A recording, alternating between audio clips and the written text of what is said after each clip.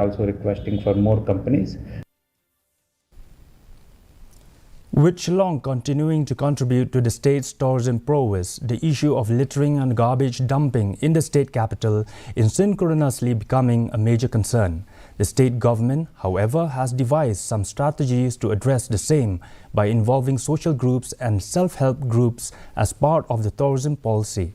Speaking on the concern posed by garbage dumping, Tourism Minister Paul Lingdot said that the government is mindful of the issue and is contemplating the inclusion of social groups and SHGs in the state's tourism ecosystem, where the plan is to make them proactive stakeholders.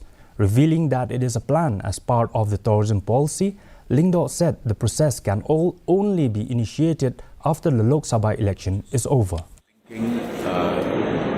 Social groups and the society, SHGs, to be part of the tourism ecosystem of Meghalaya. That way, we are looking at the possibility of first addressing this concern, which you have just mentioned, littering and dumping of garbage in and around the city.